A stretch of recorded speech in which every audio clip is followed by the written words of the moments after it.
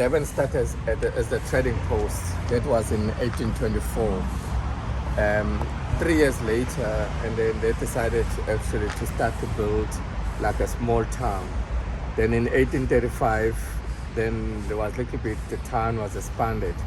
That's why in 1835, were 15 British officials, they sat together on a table and decided to name the town in honor of Benjamin D. Durban. That's how the word D. Durban comes from. So today, Durban is the third largest city in the country.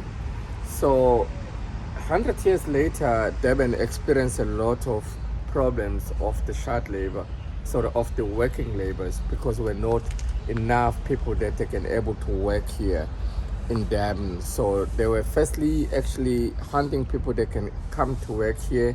They failed to get people because most of the African Zulus, which were the native tribes, they refused to work for the white community. In 1860, they go all the way to the India to go and collect the Indians. That's how the Indians were brought here in 1860 as slaves to work for them on the sugarcane field. So the British came 1823. 1823. The Zulu refused to work. They would refuse to work for them. And then they went to India. Yeah, because the time when they came here was no shop, was nothing. The Zulus, they didn't know that you can work for someone. The Zulus, only thing they know that you can do your own field, your own livestock, milk your cows, do hunting. That's what the Zulus, they were believe on it. That's how they were grown with. They didn't know that you can work for someone. That's why they refused to work for them. So that's why the British, they were battling to get some workers at that time. That's how the Indians were brought in 1860 to work for the white community. And those are Indians from India? No, it's a collection of Indians from Bangladesh Indians, Pakistan Indians. That's why we're still going to the Museum of the Indians. You'll see the different flags that symbolizes the collection of Indians who were collected from the different areas. Then in 1950, this house here, if you look here, the 21st of September 1950, this house here was built here, this house, as the first, the Home Affairs. Okay. Reason behind why the Home Affairs was built in the province. The Zulus were born in the rural areas. During that time, we used to have no clinics, no hospital, were used by the midwives to help. I was also born in the rural area. Up to 19 years, I didn't have any birth certificate. That's why the date that I have, I chosen myself because my parents, I lost them earlier. Because really my birthday, I don't know exactly when I was born. I don't know my exact date. I don't know my exact year. I don't know my exact month. Those are things that were happening. That's you estimate how old I estimated how in 1994. As I estimated in 1994, I made a mistake because my sister, she's younger than me. I was supposed to tell my sister which year I did choose for 1994 because we were all rushing to go and vote for Nelson Mandela. So my sister, she didn't ask me. She ended up go and register, end up have her ID 2 weeks older than me. Oh. That's the thing that we made. 2 weeks older. Older, yeah. Oh boy. So then when this house in 1950 was built, and the 21st of September started here to all the people that were coming from the rural areas, because we're all from the mid ones, in order to register their ID pass, in order to get the working permit. If you look here carefully, and you can see how many buses were here on that day. We're talking about more than 20,000 people came on the first day. Oh wow. We're only 12 officials, around about 12 officials. That was so tough to able to register all those people in the same day. So the next day, then the numbers of people were growing in the next day and next day. That's how this house was being changed, the ruling of this house. In order to come here to register for your working permit or ID pass, inside here, you have to come inside before you reach that house and sit naked. That's how the statues inside. You have to sit naked? Sit naked. We're still going there to see those statues. Oh wow. So in order to cut the influx They were trying to influx. That's why when people are sitting in it, you can see the number now. Those are the ones that were really volunteer. They are rather come and sit naked in order to work here. They were trying to control the influx of people that were coming. So then comes the ruling afterwards. So if you've been into this house, you've got a working permit. So the working permit, you had a curfew hours in your working permit. You have to be in the city at 9 in the morning. You have to be out in the city at 1800 in the afternoon. That's why each and every corner you'll see the tower. You'll see the tower. That's where you're here in this corner. This is the tower that you have to look at the tower. Then you have to be there before time. Because if you're being found 5 minutes earlier than 9 there, you'll get arrested. That's why inside this house, you will see the statue, the Africans, together with the police, showing them the working hours, showing them that actually they are allowed to be in a city. If you're being found without that, you will also get arrested. That's why it's a big number of people who are going to the small prison inside the house. Let's go and look inside, and then you can have some questions and enjoy yourself. Thanks.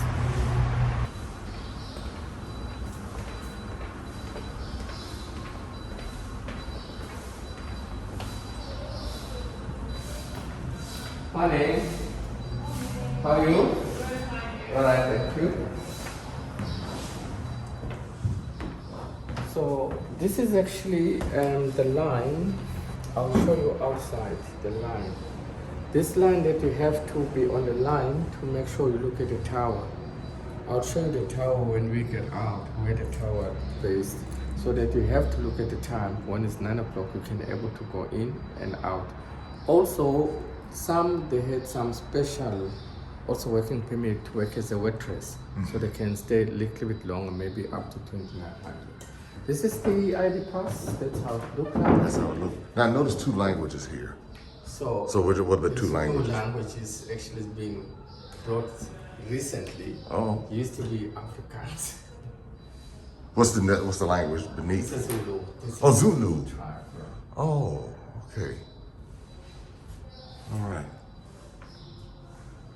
You can see it says the racial oppression in South Africa was maintained only by those who were in power, but also industries which employed migrant laborers. Conflict ensued between those who were in charge of the urban areas and those responsible for the industries, whereby the urban corporation officials wanted native labor laborers to be in the periphery areas. Owners of the industries wanted African laborers closer to their industries.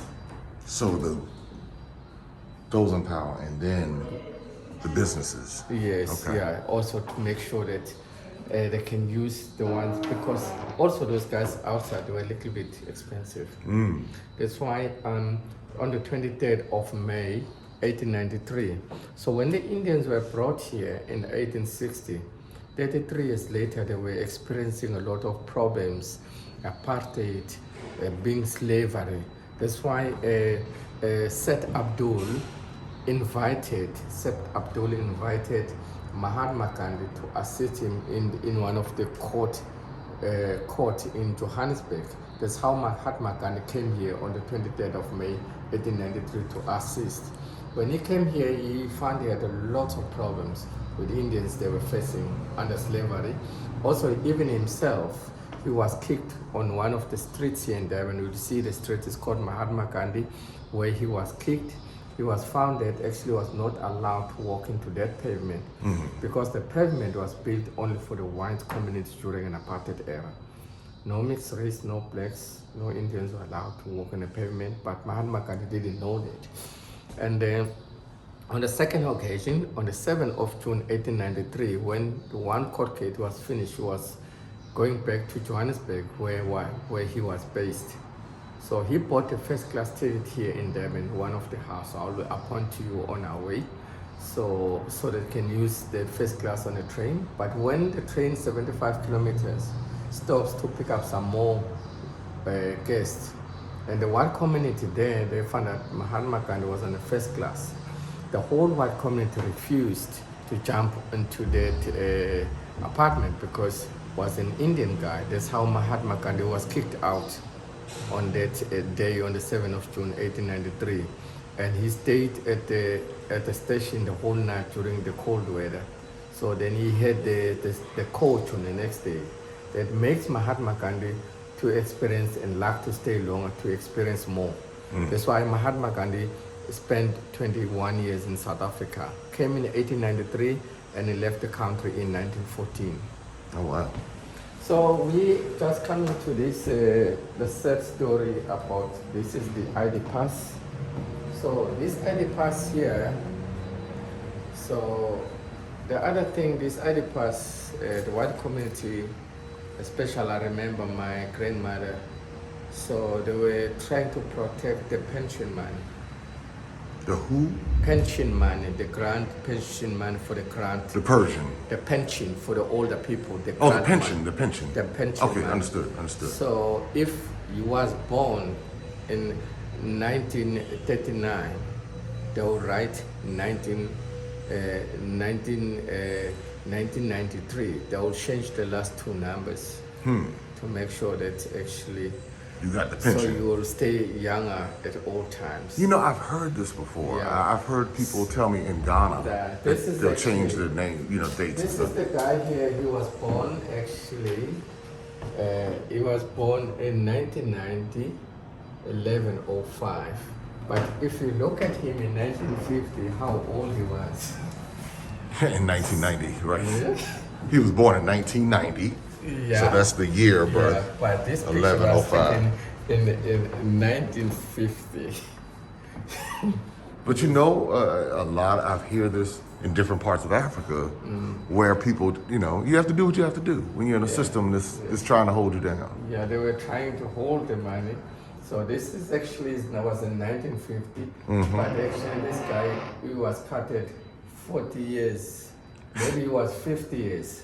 But Right. then he was like 10 years here to make sure that he has to stay younger at all times. So you got to do what you got to do. Yeah.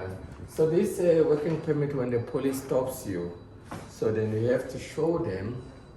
So the police have to stop. When they stop, you have to show them that if you are permitted to be here, and secondly, you can see this guy.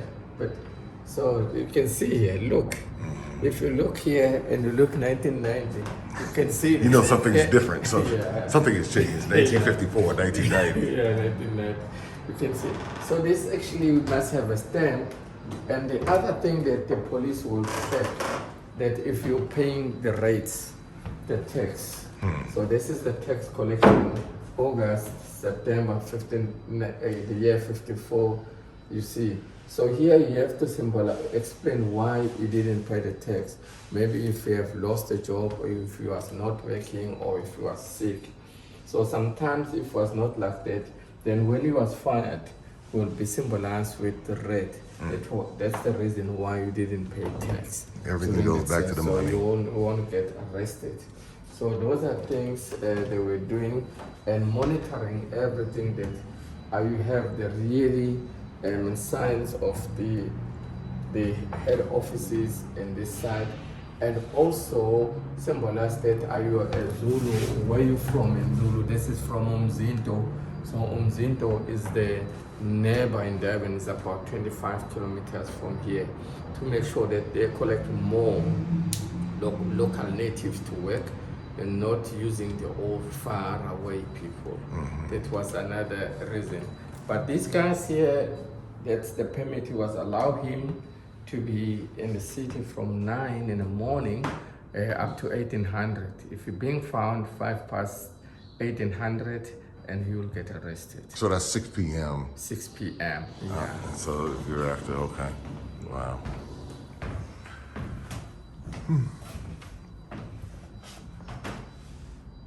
So here, this is the year, as I told you, if you remember, in 1950, these people, they were already been into this house. So now they were all going to look for the job. So then when you already been into this house, so then you can come and look for the job. So then in order to make the living.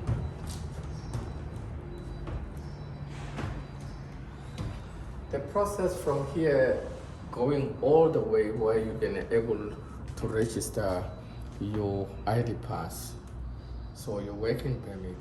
So then you queue up here, it goes on the other side. So people here, they were just having some drinks, some traditional Zulu beer as well, to make themselves, when they get there, they must be a little bit dizzy, so not be feeling ashamed and shy to face those officials naked, and also to make sure that when they drink, they pour the beer all over themselves, so they can smell badly. So when the officials there, they're not gonna be with them for long because they're not smelling so well. So then after you're there, then you got your ID pass, you go for the job. So then when you have a job, so there will be houses that will be built. So those are the houses will be built on the other side there, so to stay on them. But each and every house will be a number. To that house, the number,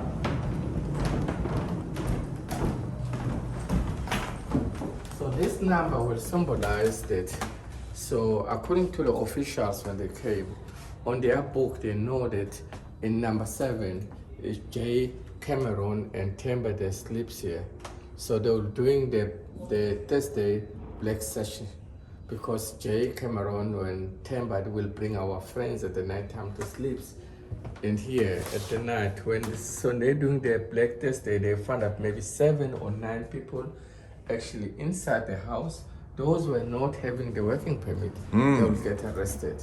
7 or 9 people would be in a room like No, this? two. Two? Two people will be in a room, but Jay Cameron and Temba, they will bring their relatives and friends, so that actually when they were sleeping with them, the police came on Thursday night to search, is it 2 people, and they found out there's about 15 people. Those were extra being arrested.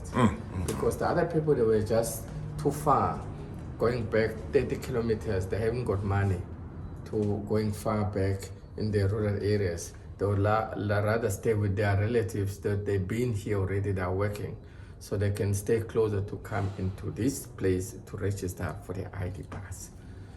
Yeah. So when coming to register ID pass, you have to bear in mind also will be the chief into that village where you're coming from. So the chief, that is the chief that will tell you that he knows you or he don't know you.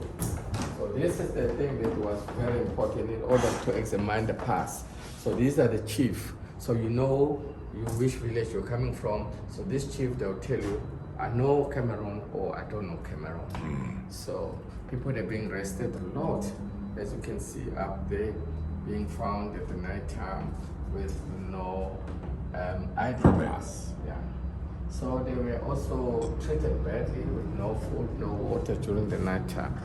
We're just gonna go on the other side to go and look at there.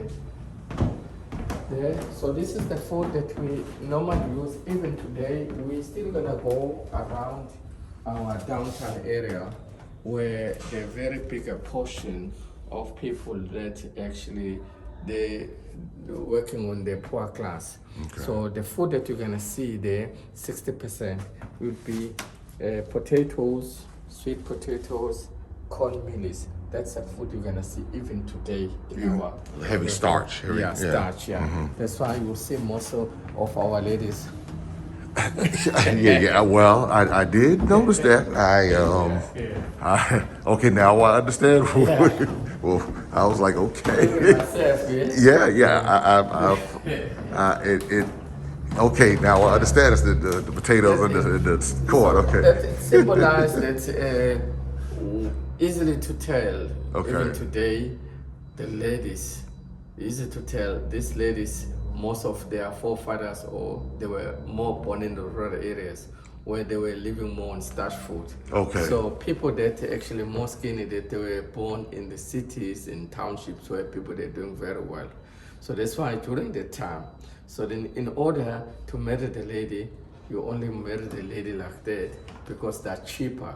So those are ladies, they're not gonna want some chicken, beef, eggs. This is very interesting. Yeah, those are things so easy. Then I'd rather marry that lady because this one in the She'll morning, eat the potatoes and the cornstarch. yeah. Oh. In the morning, so mostly during the apartheid, in the morning we're just eating the sweet potatoes with tea. So our tea in the rural areas was just collecting the leaves of the lemon tree. You know, the lemon tree, you can make the coffee. Okay. You collect the leaves of the lemon tree, you put it there, and also you eat with the sweet potatoes. But if you're feeling more stronger and bigger, you have to collect more leaves so that your coffee must be more stronger, so that you try to squeeze your body. Oh. Those are other reasons why we're using more the tea of the lemon leaves, trying to squeeze the body, because these sweet potatoes and the cornmeal, every cornmeal, they were making us like hippos.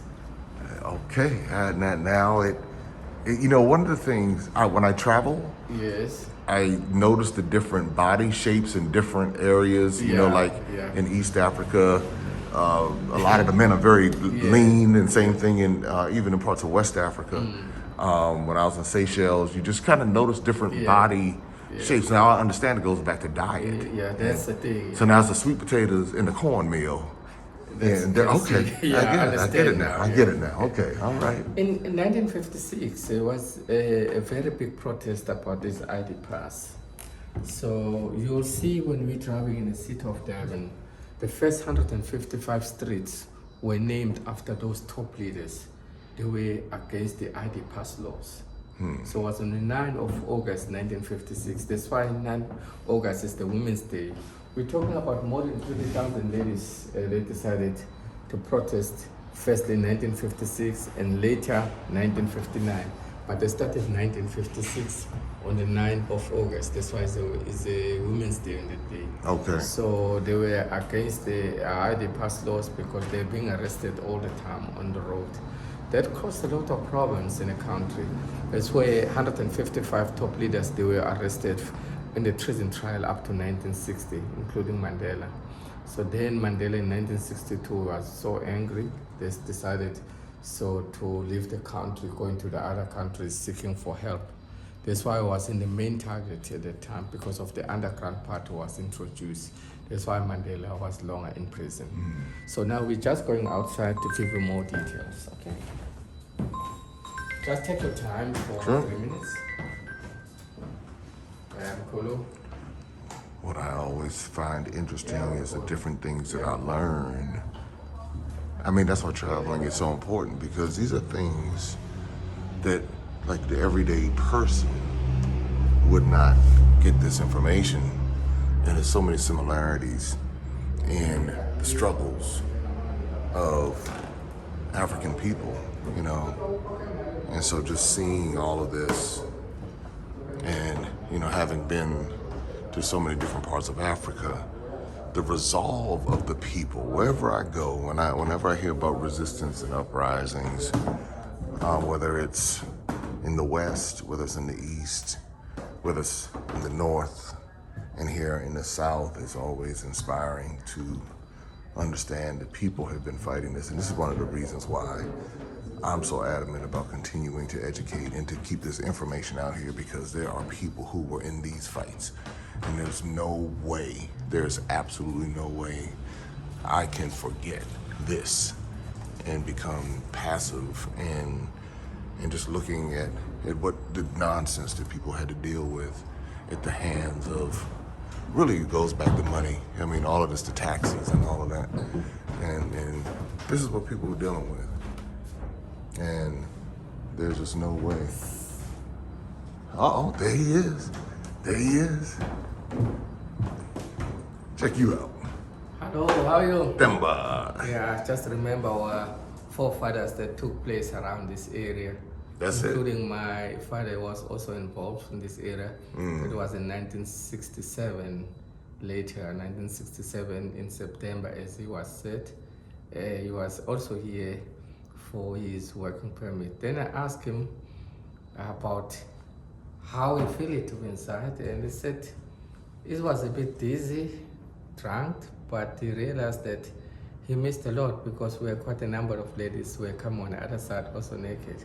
Then I said, no, Father, you are supposed to grab a lot of beautiful ladies on that day. He just keep on laughing about it. He just kept on laughing. Yeah, I just keep on laughing. But this is exactly the place where he met my mom outside. Really? That's why I'm here in South Africa, because of this house as well. This house, so that's your parents met right here. Yeah, they met here. And then we know what happened after that. Yeah. We know how you got there. Yeah, thanks. We know how you got Enjoy there. yourself. But you know, I do have a question for you. Without knowing your exact birth date, has that affected you at all? Has that? No, I think on my side, I will say maybe I missed 1 or 2 years or something like that. Yeah, I missed 1 or 2 years because my relatives, the other ones, on years, they're 1 year older than me. They're telling me their moms, they're saying that I'm older than them. That I can work out on myself. So you can figure out. Yeah, I also remember in 1986, I lost my parents. Okay, in 86. So in 1986, what happened then in that time, if you're black, you have to stay in a black township. If you're white, you have to stay in a white township.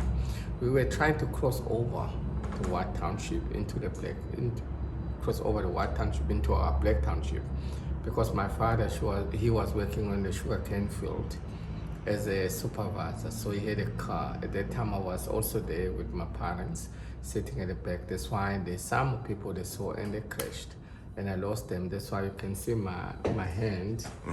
You can see here. You can see here. See that? Oh, scar. No, it was cut open. It was cut open. You can see all over here. Oh, look at You that. can see here. Oh, wow. Yeah, you can see here. But you can see this side and that side is not the same. I've got no teeth on the other side. You see Really? it? Yeah. Wow. Oh, Yeah. wow. And this is a part of the... There's a part of apartheid, yeah. Wow. So we forgive now, but the true story that we've got some people they're living with scars, but you have to forgive Nelson Mandela. So as was said, some people they're living in a very big trauma. Some people, when we found out that where sometimes police they'll come in the morning, male police they just open the blankets of the moms with no clothing, they don't care about it. Some people living with trauma. Living with trauma. Yeah. So on overall, that was all about this name here. We call it the past laws in time. So. I have a question for you. How do people get over something like that? You lived through Mandela, actually. So the thing that the true story, when Mandela, when he was released in 1990, he came with the word free at last, and we didn't know about it. Okay. So we have to bear in mind, in South Africa, during that time, we didn't have any electricity. So electricity was properly introduced in 1995 under the leadership of Mandela. So was no TV, was no radios. The radio that was operating in 1976, earlier before the apartheid, was controlled by the white community, the news. So we didn't know what was happening. We were like sitting in a very big bomb at that time. So when actually in 1999 Mandela, when he came out, I asked my grandmother, because I was still here, they know Mandela? They said they don't know Mandela. No one knows Mandela. So we didn't know that Because Mandela, the white media controlled just controlled everything. everything. Okay. So we did this one, the whole community. That's why actually the voting for the new Democrats was supposed to be in 1992. So it's because people they didn't know about Mandela. So that's why it was postponed into the 27th of April 1994. Reason for that is to employ a lot of social workers during the 2-year period to go to schools, clinics, and everywhere to teach people about the new democracy, who's Mandela, why he was arrested. That's why in 1993 in South Africa, if you remember, was a lot of violence between the two parties. Okay. Because the other party, that was the Black Party, but we didn't know was a puppet of the White Party. Okay, hold on. So say that again. So Say that again. the Black Party, the IFP. Okay. So he was working together with the white minority, So you said a puppet. a puppet. Okay. A puppet. Okay. So why I'm saying that is because in South Africa, This is only the province in South Africa. It had 2 parliaments during an apartheid period. Okay. There was a Pietermaritzburg parliament for white community where the money was distributed, and the leftover will shift into Olundi Parliament where the black parliament was. So everything was controlled by Pietermaritzburg Parliament when the leftover goes to to Olundi Parliament up to 1995. That's why Mandela changed. We only have 1 parliament in the province now, which is Pietermaritzburg. But during the past, used to be 2, for the blacks and for the white. Those were the things. That's why when we do the city around, you'll see there's a Westville University was for the Indians, the Hart College for the whites, Mangosuthu and Zulu University for blacks, a Langen College for blacks, so that you have to know even your schools. So that's why some colleges for blacks is in Zulu names. Okay. You have University of Westville for the Indians, Howard for the mixed race, Durban University of Technology for whites. This was divided during the time, till Mandela then get involved and into power, that he unite all the country, everyone into the country of South Africa. How do you think people have dealt with the trauma of apartheid? Because that was not that long ago. I mean, because it's one thing to say, okay, I forgive, but then how did they deal with that pain? Yeah, at that time I was 18 years, according to the year I've chosen. Okay. So I would say 1994 was 18, 19 years. That's why we give you 2-3 years. Okay. So I'm about now, if we're talking about then, we're talking about 26 years ago, 28 years ago. Right. So people that they had more trauma at the time, they were about 50 years and more. If you add that 50 years and 28, they are about 80, 90. Okay. So that generation is very small in that had the trauma that died slowly. So a lot of them have passed away. Yeah, passed away, but you still have very small. So that's why, especially, we do a lot of city, the Kashara tours in the villages. Okay. So then they sometimes, they speak Afrikaans because of that story of apartheid.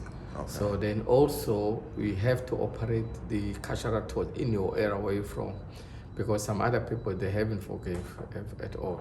So then if I'm coming from my area, so people, they know me if they see the white community.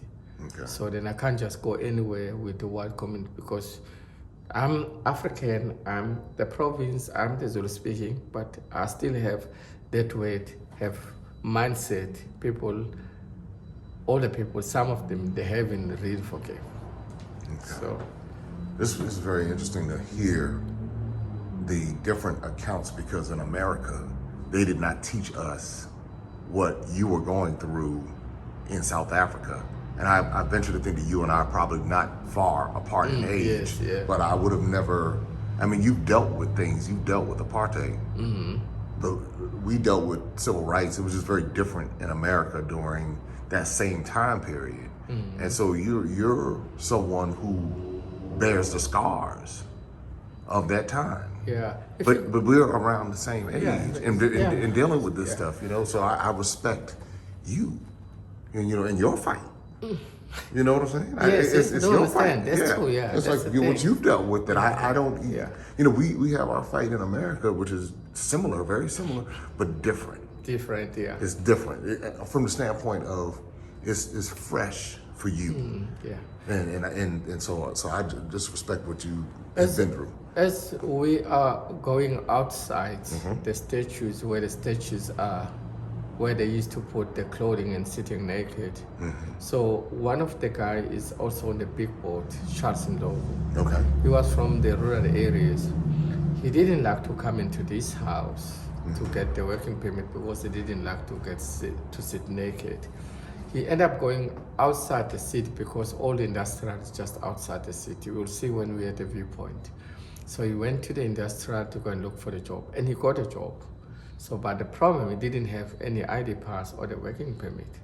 That's why on the next day he decided to come here. No, the same day decided to come here to beg for the working permit. He was no problem to sit naked because he also was rushing for the job he got. So the officials, you see on that boat, they chased him out. They said, you went to go and look for the job, Now you're coming to look for the working permit now because you know you've got a job. He was chased out, not actually allowed to be in the city for the period of 72 hours, but also he has to stay outside Durban for more than 25. He mustn't be the radius of 25 kilometers. If the police being found him in the radius of 25 kilometers, he'll be arrested for the period of 72 days. Wow. So he stayed outside of 25 kilometers for 72 days. Then after 72 hours, after 72 hours, that's why he came back and looked for the job. Let's go and look at it, please. All right, let's go see. Then it goes that side and the basket on this side. This is where they would sit All all the way around. They would sit for the work this is permit. the boys here.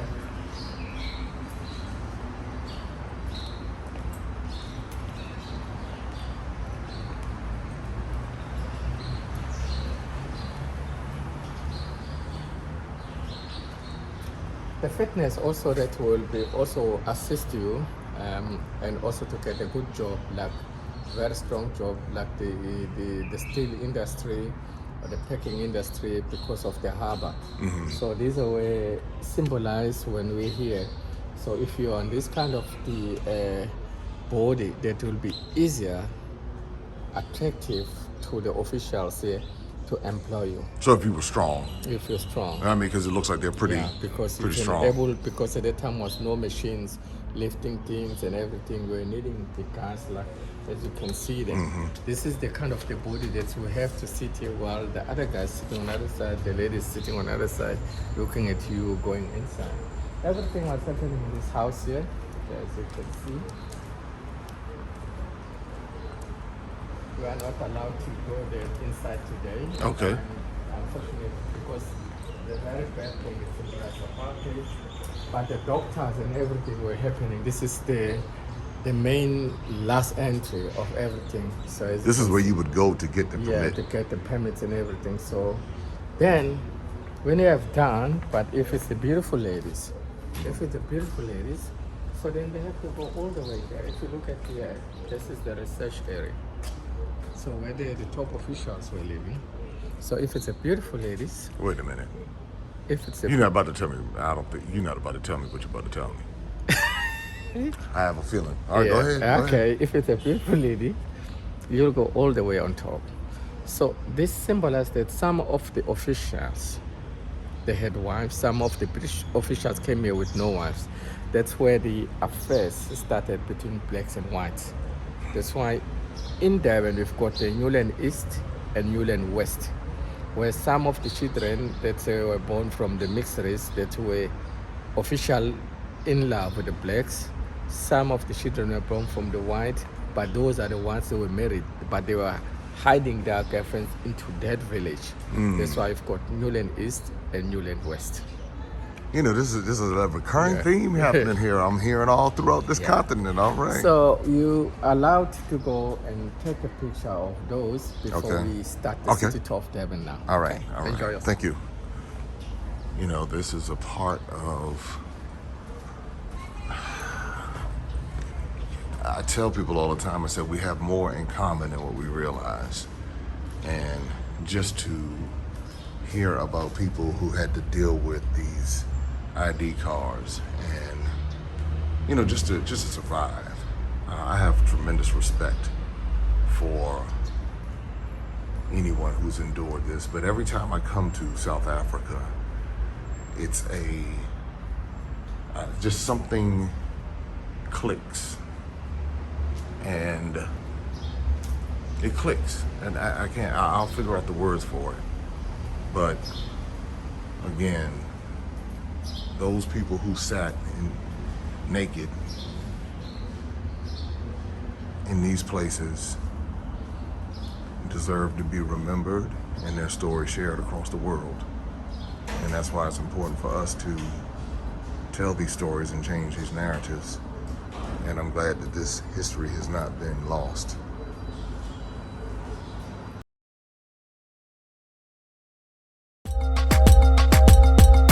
Open up your eyes and see all the fun and mystery. Take an African adventure with Darren and Destiny.